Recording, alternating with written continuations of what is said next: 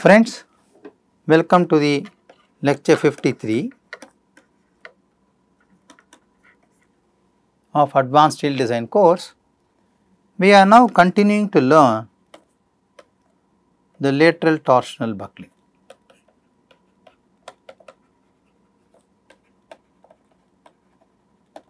Okay. So, in the last lecture we discussed about the design parameters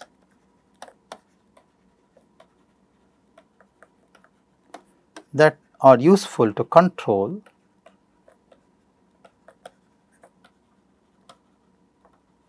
a section against lateral torsional buckling. Now, let us quickly see what are the various buckling modes with lateral restraints that can be offered to avoid LTB. So, now let us see what are the various buckling modes that can happen with different lateral constraints that are provided to avoid lateral torsional buckling. Okay.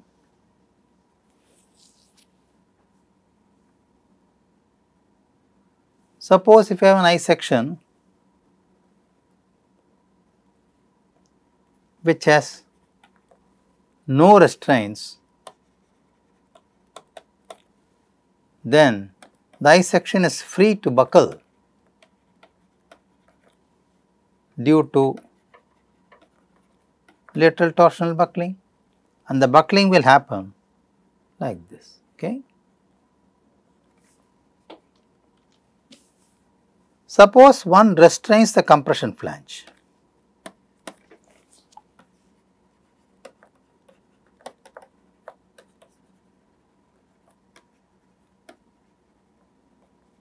Like for example, I have an I section, we restrain the compression flange. Okay.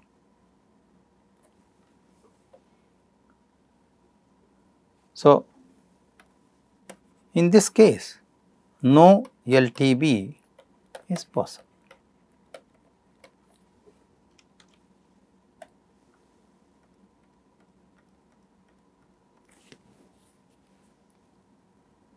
Suppose a tension flange is restrained.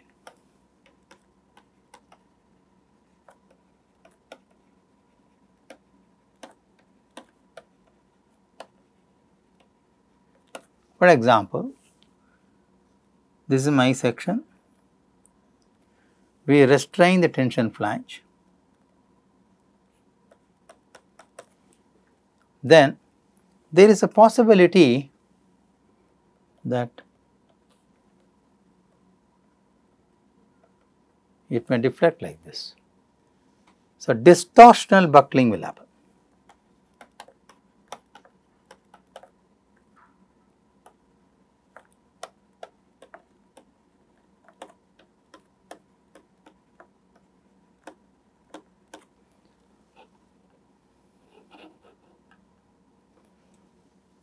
Then, if we do not provide any restraints as usual,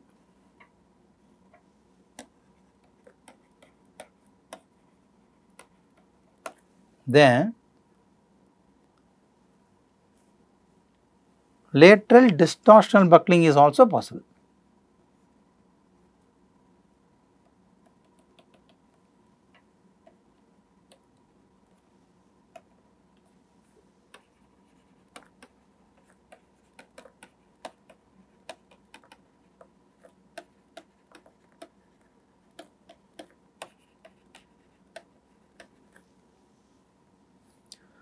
This will happen only when the beam is slender. Okay. So, it has got flexible webs, that is web thickness is very small, and rigid flange. If this combination is there, then it can result in distortional buckling as you see on the picture. Okay. Now, let us try to compare the behavior of a real beam and see how it is different in LTB. Let us now see behavior of a real beam. Now, we have seen that the lateral torsional buckling theory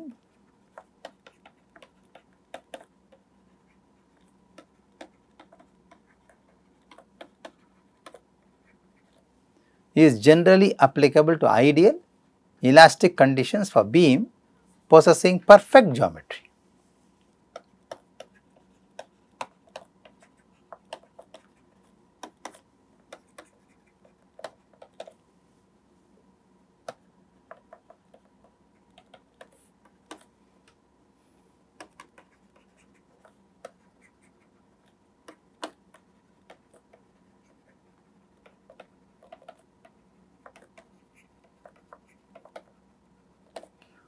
Okay. But in reality, it is not possible to have an ideal beam like this. Okay. So, one cannot get an idealized design conditions because they will be different in reality. So, now you will always have a beam with imperfections. So, let us try to mark the displacement moment curve, and we will mark the real beam behaves like this, whereas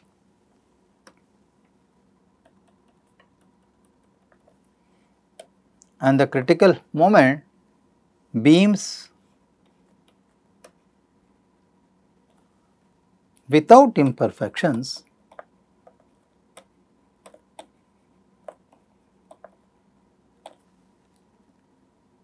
will behave like this. So, this is the real beam and this is an ideal beam. So, there is a significant difference in the response behavior of this, and of course, this is what we call as initial deflection del naught. Okay. So, by comparing both the behavior of a real beam and ideal beam, it can be seen that ideal beam is laterally undeformed until the load reaches the elastic critical moment MCA. So, one can say ideal beam is undeformed until the load reaches elastic critical moment marked as MCA. So, when MCR is reached, the beam experiences a different state of instability and results in significant deflection occurs in the lateral direction. Since the material is ideally elastic, infinitely large deformations can occur. So, a new state of equilibrium will be developed in the deflected position. Every slight increase in load will cause significant deflection. On the contrary, in case of a real beam which has got lot of imperfections and residual stresses present in the beam during welding, when such beam is subject to applied load, a lateral imperfection, initial deflection del naught will occur. So, in real beam,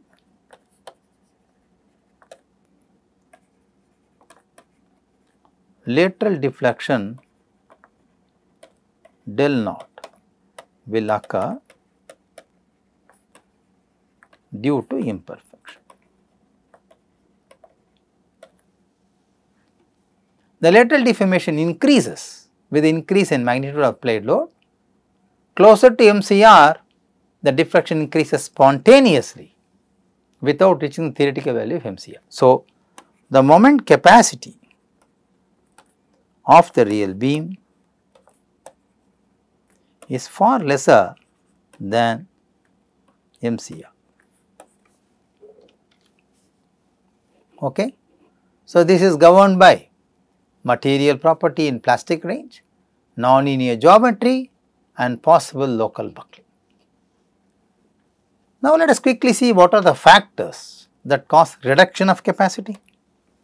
So, we have understood that the real beam has got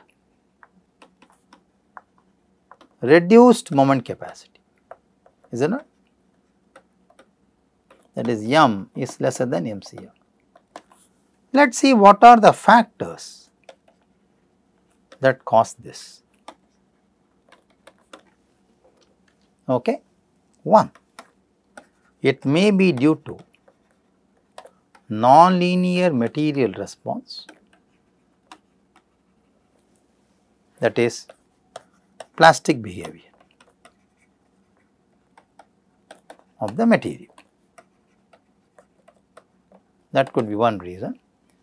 Second reason could be initial imperfections. Okay, the beam may not be initially straight, etc. Thirdly, it can also be due to presence of residual stresses during fabrication, during manufacturing, etc. The fourth reason could be local buckling of the beam in class 4 sections.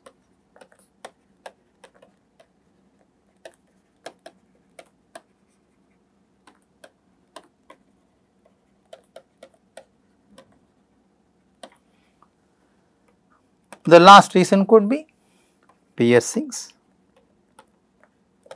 unsymmetry and defects in the fabrication. Now, these effects can be considered in design through design buckling curves which simulate the real beam behavior. Okay. There are design buckling curves which are given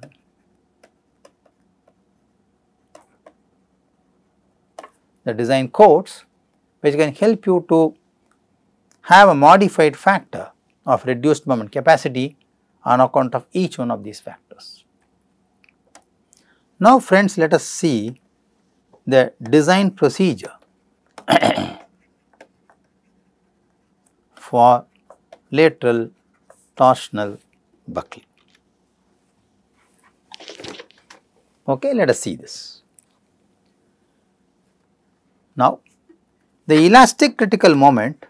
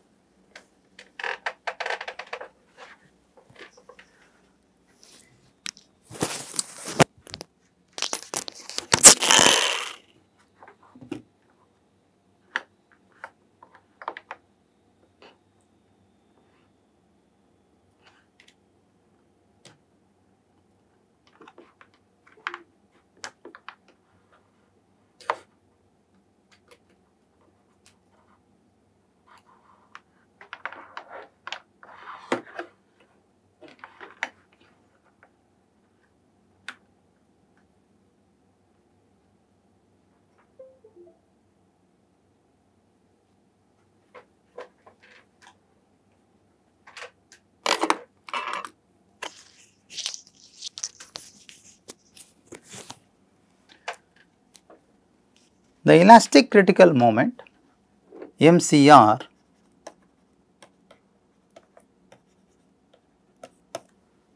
is the primary design parameter.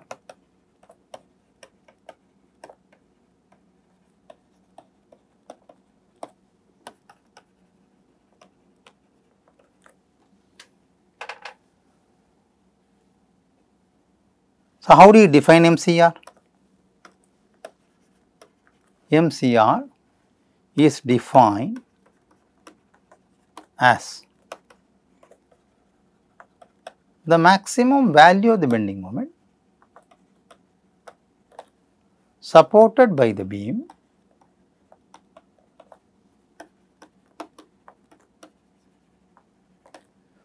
which is free from any imperfections.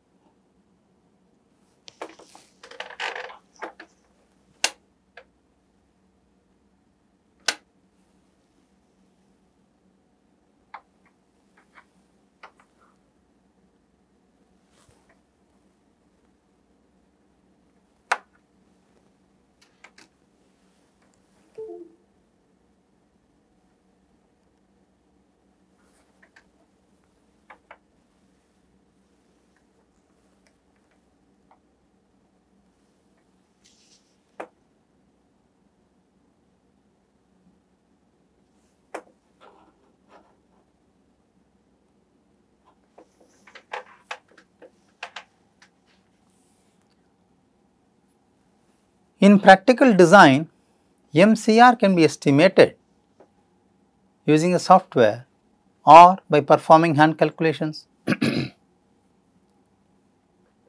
Okay. Eurocode helps to estimate MCR using a 3-factor formula.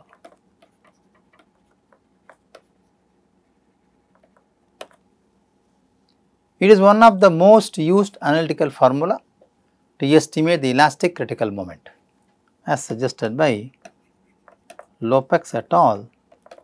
In 2006. So, let us see what is this 3-factor formula for MCR.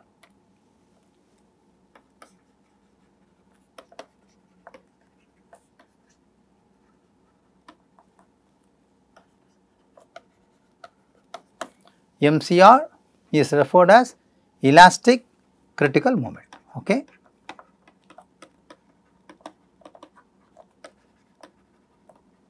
Which is the design parameter to control LTB in beams.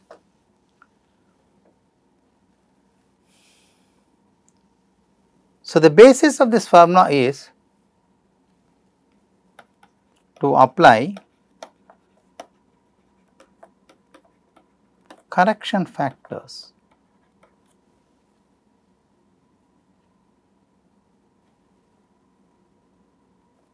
and compute MCR.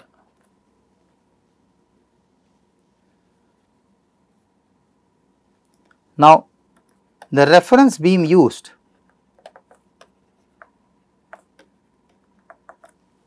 as the basis is a double symmetric cross section which is simply supported at both the ends. Subjected to constant moment at both ends. That is the ideal condition for which this material is linearly elastic.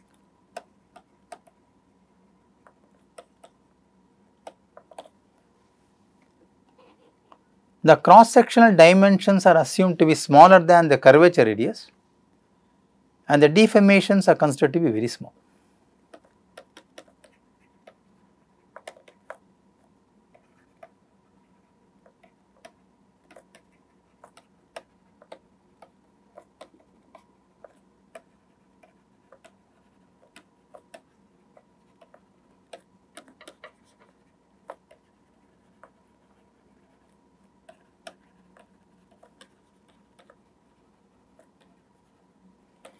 Okay. Let us try to see a simply supported beam which is considered for the analysis.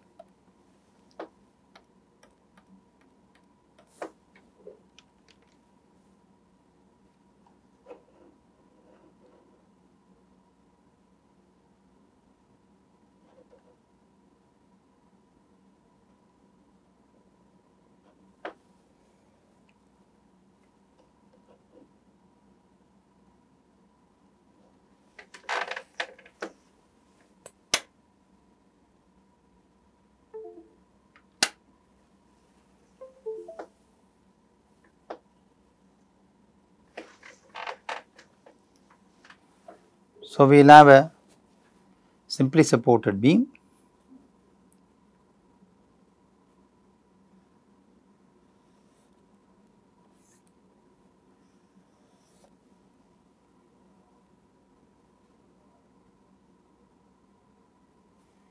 which is undergoing an initial deflection. We will mark the beam with this.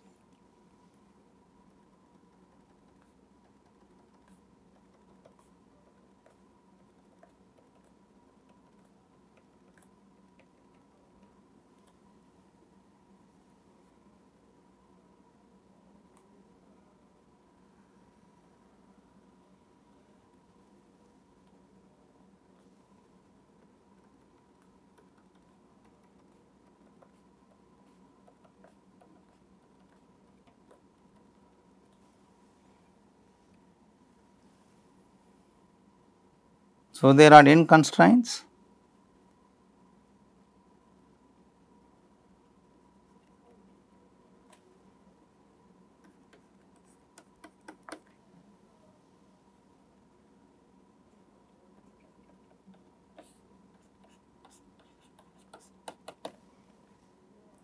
Let us call this end as A,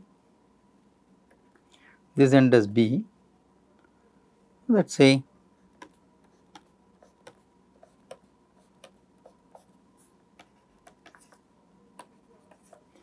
this beam is subjected to a moment My at the ends as shown in the figure.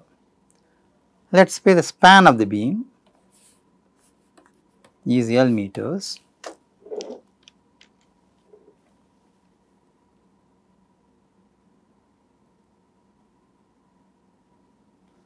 And if I draw the neutral axis of this beam,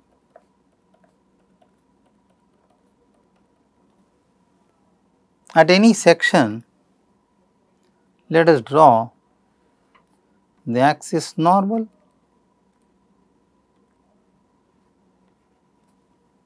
and tangent. We call this as x dash and z dash, whereas the original axis is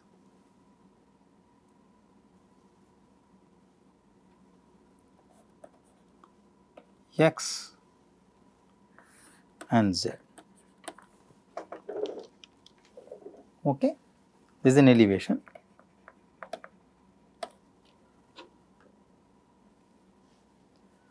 So, double symmetric section. Let us say the general cross section is looking like this.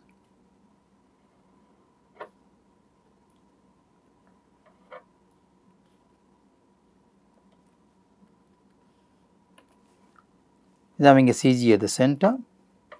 So, this becomes my y and z axis.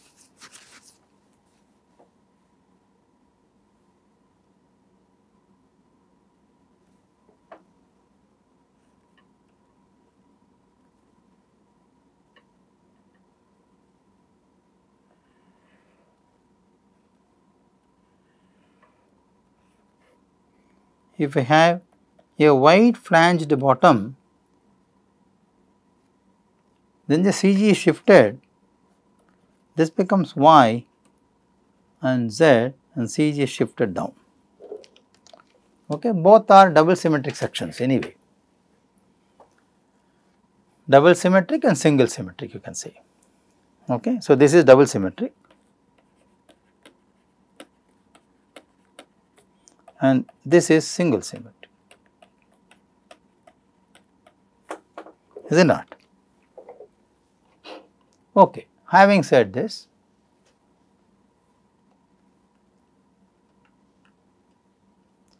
the elastic critical moment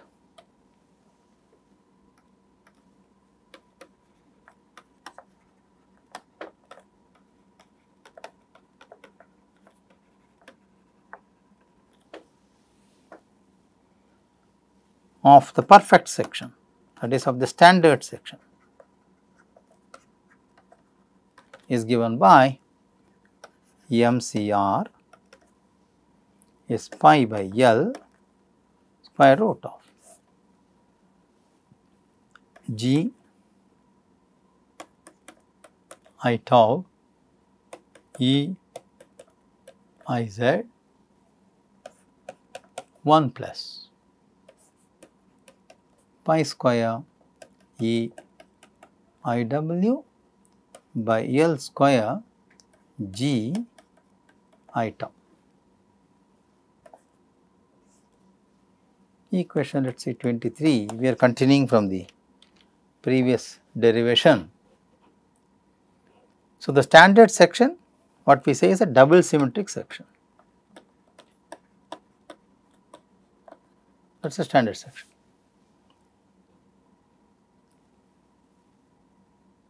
Okay.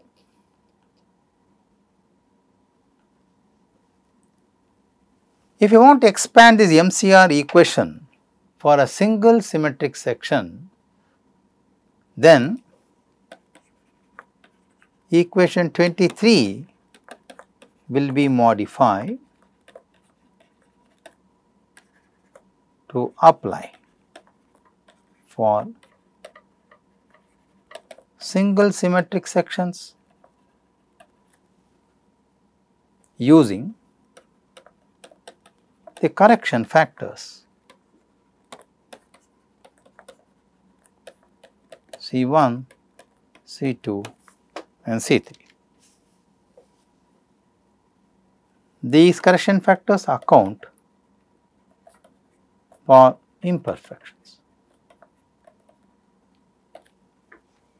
These factors can be determined either from the tables or from the figures. They can also be estimated using closed form expressions available in the literature. Okay. Now, considering the warping degrees of freedom also,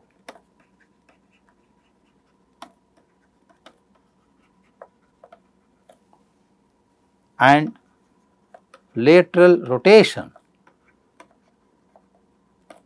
at the supports,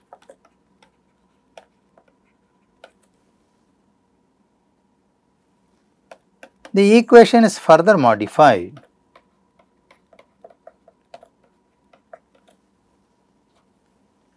with two more factors,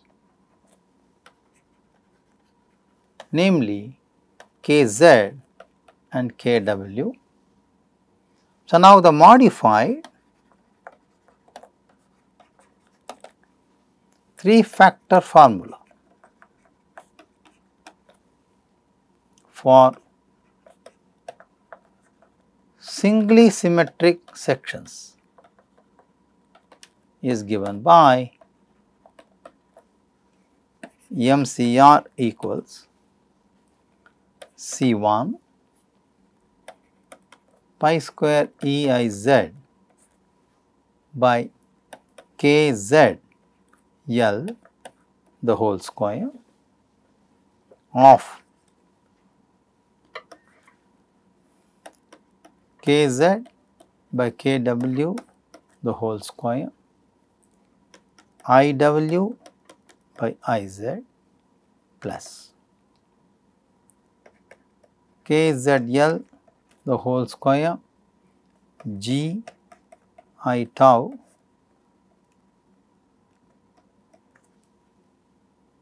by pi square E I Z plus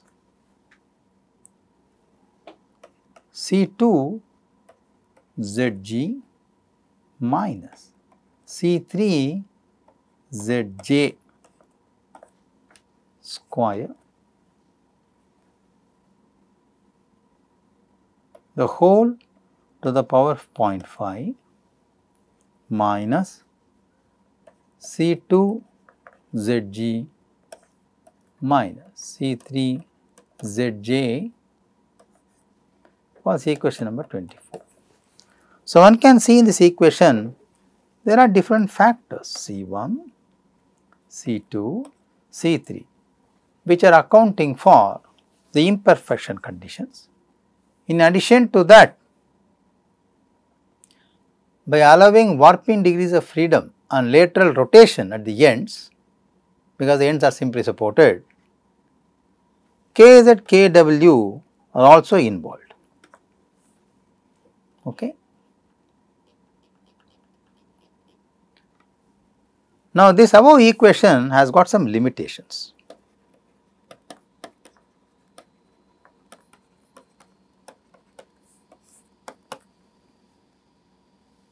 Now, this equation is applicable only to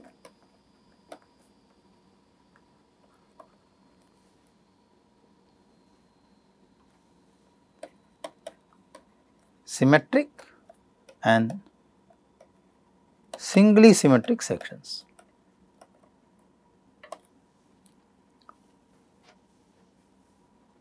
This equation includes the effects of loading applied above or below the shear center.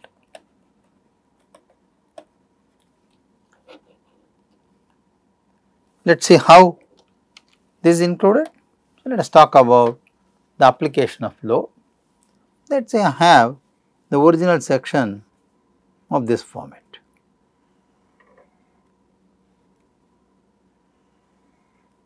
Nice section, okay.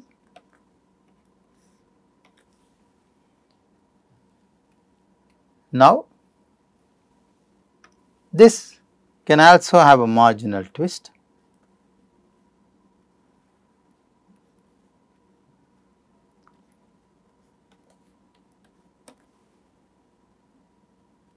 When the load is applied at P, which can be causing a restoring moment. Okay. Initially, the load is applied here. So, one can say here MCR1 is greater than MCR because we have a restoring moment available. Let us take another example where the standard I section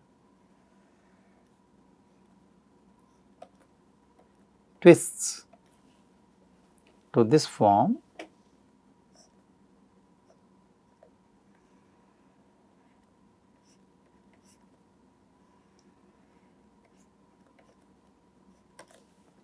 where initially the loading is applied at the shear center and now the loading is here. So, in this case M is actually equal to MCR. Suppose we have a section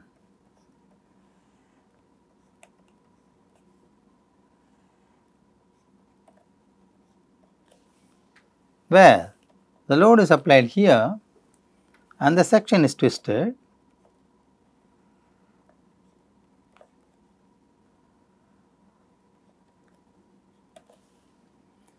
This will cause an additional moment in this case MCR2 will be less than MCR.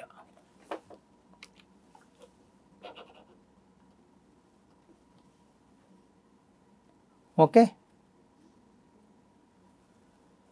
Ideally speaking, if you have an I section,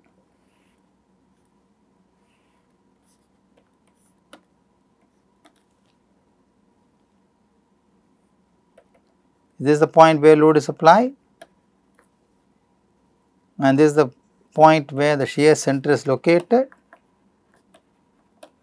The shift of the shear center from here is actually Zg. Okay.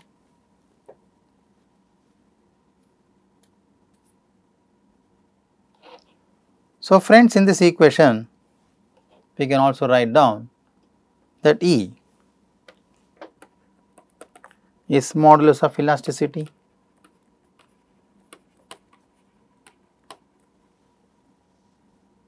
G is the shear modulus, Iz is the second moment of area about the weaker axis.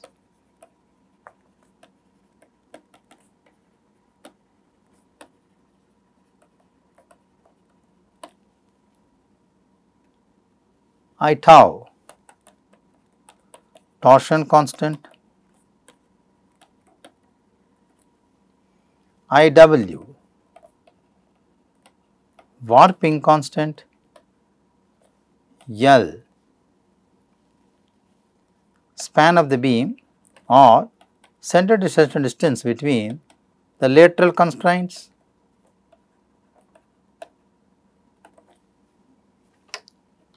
okay. Let me write here, Kz, effective length factor,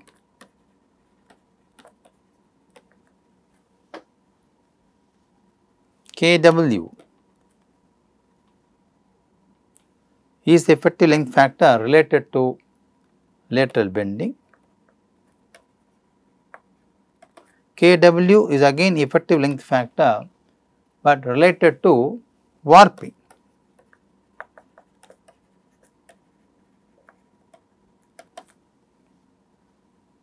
Zg, the distance between the point of application say center, as I show here.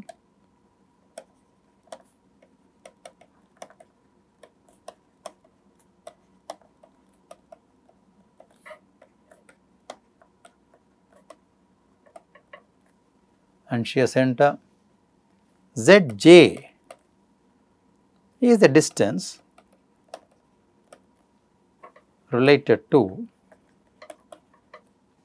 effects of asymmetry about the y-axis, and this can be given by a separate equation. Zj is Zs minus 0.5 times of Fa,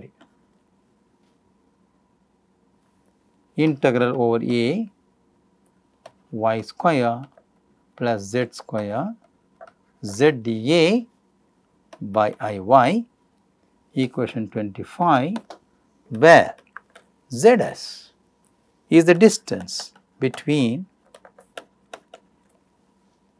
the shear center and center of gravity.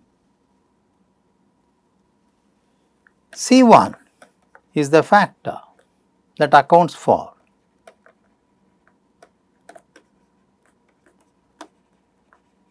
shape of the moment diagram.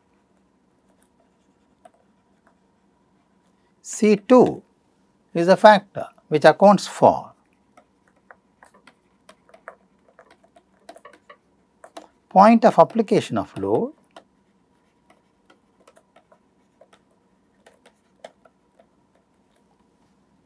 with respect to the shear center.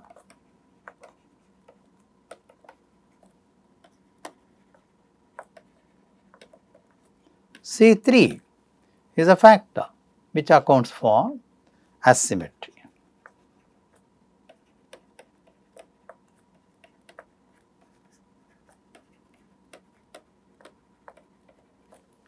About y-axis.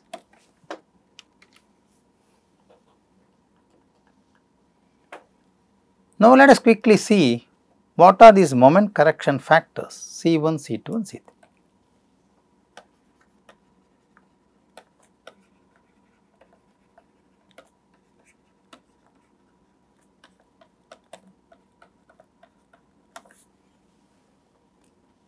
The C1 factor is equivalent uniform moment factor, also referred as moment gradient factor.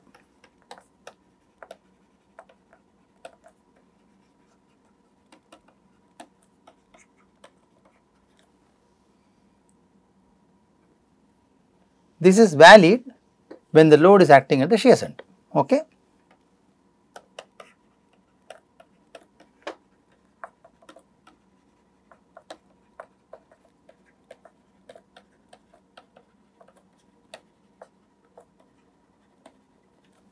In reality, beams are often loaded on the top and bottom flanges and not on the shear center.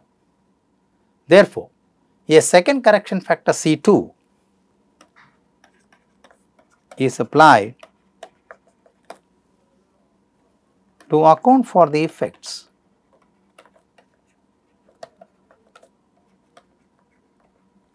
of not loaded at the shear center.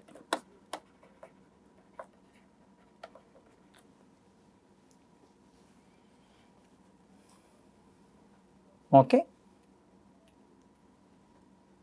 So, what will happen when the loading is not occurring at the shear center? Very good question. When the point of application of load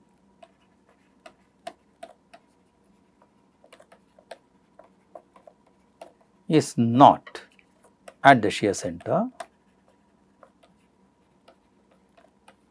it causes an additional moment.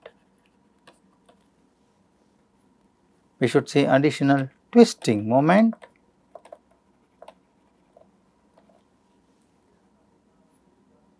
Therefore, the load applied under shear center stabilizes the beam, the load above shear center destabilizes the beam.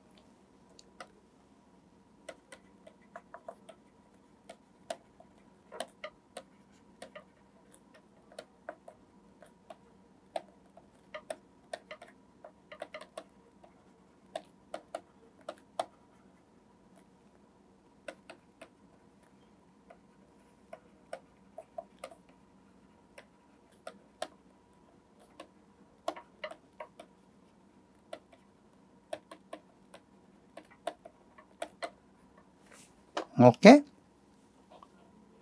We can also illustrate this with a figure which we already draw, but let us once again do it. Let us say if we have a beam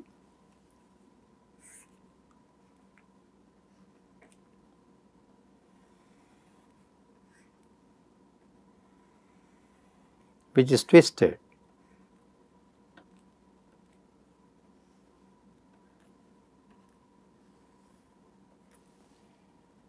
and this is my point of CG and the load is applied here. The line of application of load is the shift. So, this is what we call as UT. So, in this case the additional moment will be equal to F into UT, okay, P into UT. If it is applied in the bottom flange, that is below the shear center, okay. If it is applied below the shear center,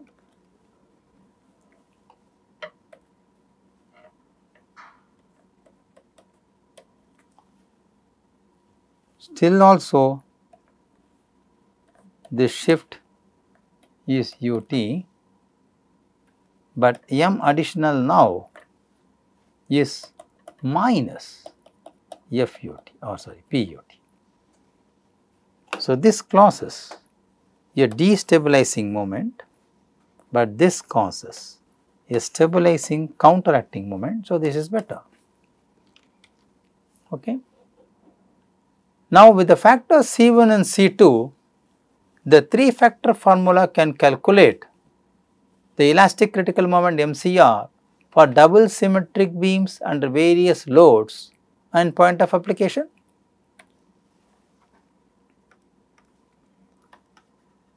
So, the 3-factor formula or equation can be used to compute MCR for a double symmetric section of beams under various loads and points of application of load, because C1 and C2 is accounted for this. But still the equation is valid only for double symmetric section. Now, if you want to use this equation for single symmetric section, then an additional factor C3 is used to apply this equation for singly symmetric sections. Okay. So, there are various factors given as correction factors, which can be summarized here. So, I should say correction factors for uniform moment conditions. Okay. Let us say the loading condition, bending moment diagram, Kz, C1, C2 and C3.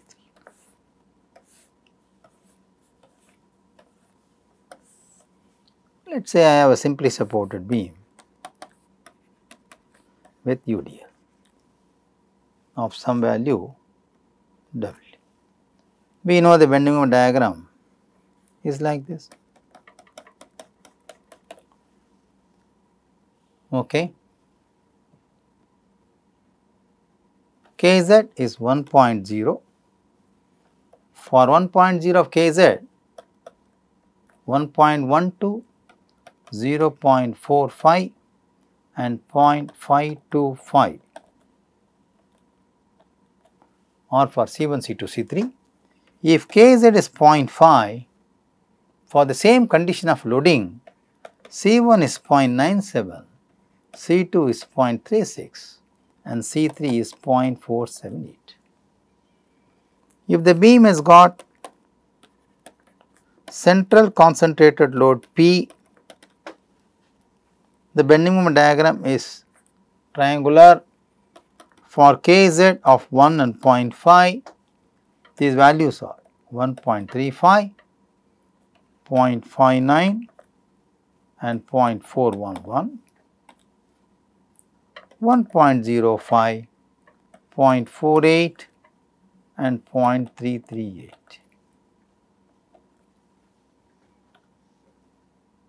If the beam is subjected to a load which is L by 4, L by 4, L by 4 and these are the loads which is L, the bending moment diagram goes like this, and for a condition of 1 and 0.5, these values are given as you see on the screen.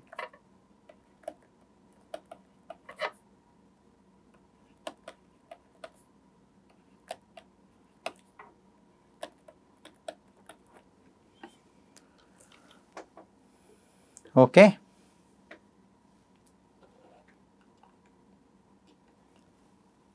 So, now friends, we are going to now perform a design check for lateral torsional buckling, which we will discuss in the next lecture. So, in this lecture, we have learnt about the 3 factor formula or equation to compute MCR to design for beams under lateral torsional buckling. Okay. The lecture and the tables has got good reference, advanced steel design.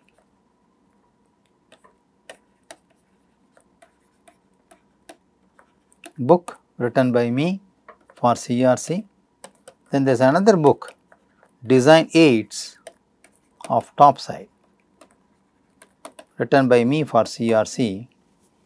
So, these two books are standard references which can help you to learn more about the design against LTB, which is explained more in an elaborate manner with examples given from Eurocodes. Okay? Thank you very much and have a good day. Bye.